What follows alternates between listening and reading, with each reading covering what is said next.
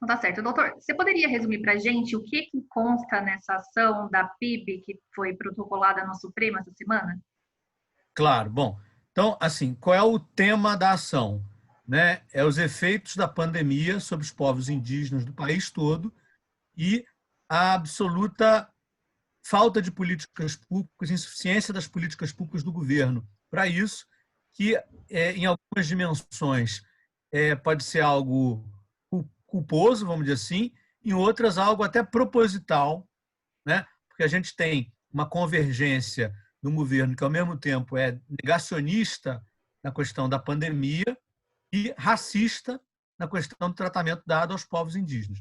Sistematicamente, o presidente da República, por exemplo, fala dizendo que não vai demarcar nem um centímetro de terra indígena, desvalorizando a cultura indígena, às vezes equiparando indígenas a homem das cavernas e barbaridades dessa natureza. E isso se reflete na falta de cuidado com povos indígenas no contexto da pandemia. Então, tem várias questões que são colocadas na ação. Né? Uma coisa importante que a gente coloca é que a ação evidencia um risco real de genocídio, de extermínio de povos indígenas inteiros. Né? Quer dizer, a gente não está falando apenas da morte de pessoas, que é algo já extremamente grave. Né? A gente está falando, além disso, da possibilidade que determinados povos indígenas, com as suas culturas, muitas delas que, enfim, antecedem muito a chegada dos ocidentais no Brasil, que elas desapareçam. Isso é uma perda para as presentes e futuras gerações do Brasil e do mundo.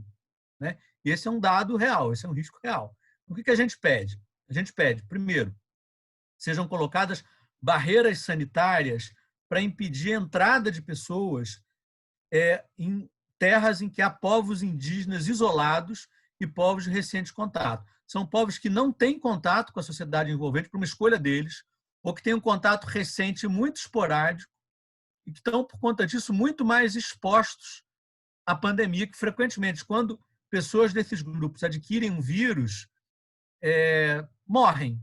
Né? E a história brasileira é repleta de casos que ilustram isso, desde, enfim, da chegada dos portugueses do Brasil colônia até coisas mais recentes. Né? Então, a colocação de barreiras. Isso é muito importante porque há a notícia de que a presença humana nessas áreas, presença de não indígenas nessas áreas, tem aumentado muito, especialmente no governo Bolsonaro, com estímulo ao garimpo, com estímulo à atuação de empresas madeireiras. Um segundo pedido é, em determinadas áreas que foram identificadas como aquelas mais críticas, são áreas na Amazônia, que pessoas não indígenas que estão lá dentro e que não são moradores, não são aqueles poceiros de boa-fé, que aí você tem uma disputa, tem um debate sobre moradia, não. São invasores recentes que foram, sobretudo, fazer garimpo e extração ilegal de madeira, que eles sejam retirados dessas áreas indígenas. São 7 áreas, né? Dentre elas, por exemplo, a terra indígena Yanomami, em que hoje existe uma estimativa que tenham lá 20 mil garimpeiros e que há um risco enorme de contaminação que pode chegar a 40% da população Yanomami. Tem havido essa presença humana foi detectada, isso está na ação, a ação tem mapas, tem um monte de coisas mostrando essa presença humana, a partir, sobretudo, de dados sobre o aumento do desmatamento nessas áreas. É um desmatamento causado por presença de garimpeiros, de madeireiras, etc. e tal. Que, além dos riscos à vida dos povos indígenas, tem havido vários casos de homicídio, a gente teve um caso de homicídio Yanomami ontem, né? Dois jovens Yanomamis foram assassinados por garimpeiros, além do risco gravíssimo ambiental, a devastação ambiental tem aumentado nessa área e o governo tem lavado as mãos, agora é também um risco sanitário muito grave, né? Porque essas pessoas se transformaram nos principais vetores de transmissão do Covid nessas áreas. Há também um pedido muito importante, que é do subsistema de saúde indígena, ele hoje é conduzido por um órgão chamado CESAI, está vinculado ao Ministério da Saúde, que ele passe a atender a todos os indígenas. O que a CESAI hoje faz? Ela diz, eu só vou atender aos indígenas aldeados e que estejam em terras já homologadas. Tá? Então, isso é uma discriminação e gera vários problemas. O não atendimento de índios que vivem em cidades, e a gente tem cidades com povos indígenas, por exemplo, Manaus, tem muitos indígenas em Manaus. Tem um bairro indígena em Manaus. Dourados, tem indígenas ali num contexto, uma espécie de favelização, mas que não deixam de ser indígenas por conta disso.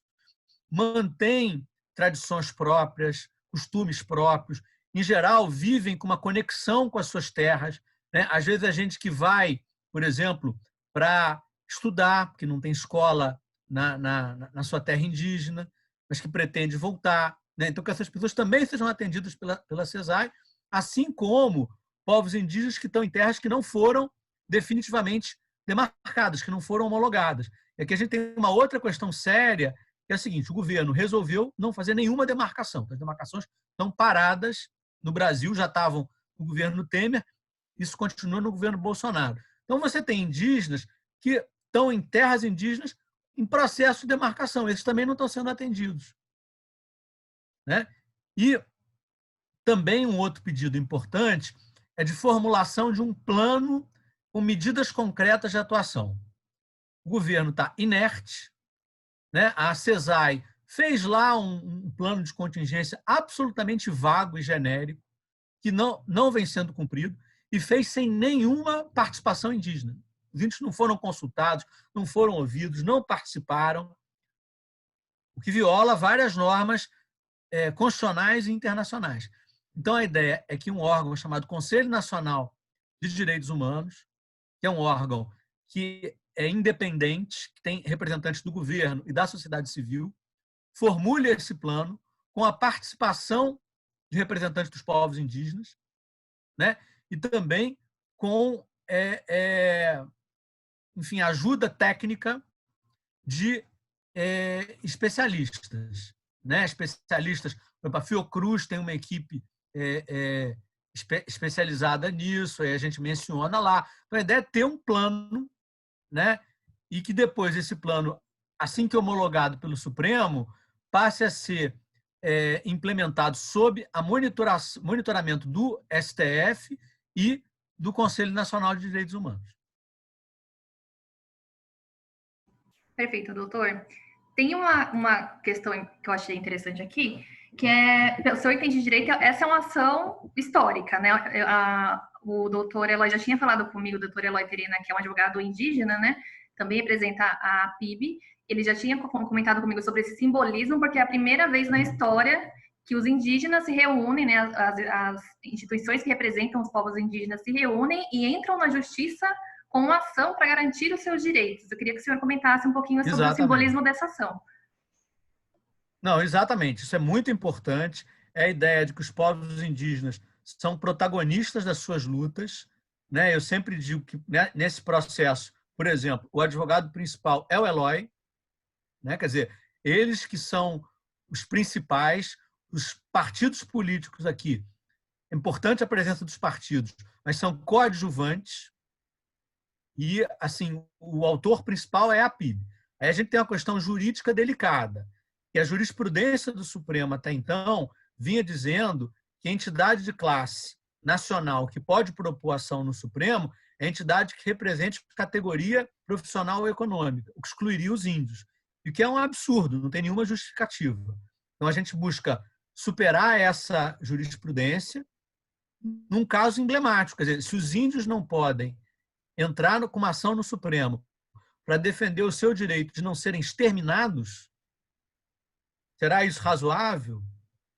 Quer dizer, o ingresso dos partidos políticos nesse caso, então, ele desempenhou um duplo papel. Quer dizer, primeiro, para mostrar o apoio político aos povos indígenas, agora, em segundo lugar, como um seguro também, para que a ação não deixasse de ser julgada por questões processuais. Se o Supremo quiser insistir na sua jurisprudência retrógrada e não admitir a PIB, ele mesmo assim vai ter que julgar a ação, os partidos políticos têm essa legitimidade ativa.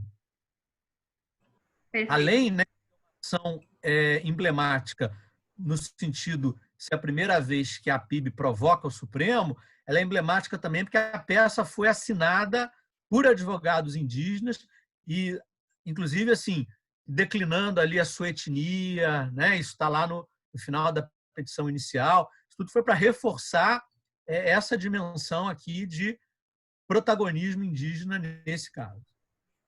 De certa forma, então, a gente está falando de uma ação, um processo que vai ser histórico. É isso, né? Sim, sim. Doutor, eu vou colocar para o senhor aqui uma questão que eu também coloquei para o doutor Eloy, que é a seguinte: a depender aí dessa questão de como se for conduzida essa questão no Supremo, também a depender do curso da pandemia em si, né? Se a gente vai ver ainda mais mortes, provavelmente, infelizmente, veremos mais mortes ainda em comunidades indígenas. Se a PIB está considerando, se vocês estão debatendo, levar adiante algum processo para responsabilizar pessoalmente o presidente Jair Bolsonaro por eventual genocídio em comunidades indígenas.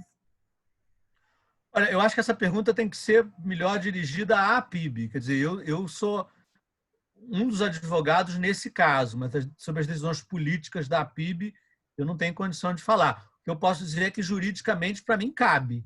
Quer dizer, eu acho que entre as várias razões, por exemplo, que podem justificar o impeachment do Bolsonaro, uma delas é a violação frequente, sistemática, grave e racista do direito dos povos indígenas. Perfeito, doutor. Tem alguma coisa que o senhor queira acrescentar sobre a ação, que a gente não discutiu aqui? Eu queria dizer que é uma oportunidade histórica para as instituições dos brancos fazerem, uma vez que seja na nossa história, justiça aos povos indígenas.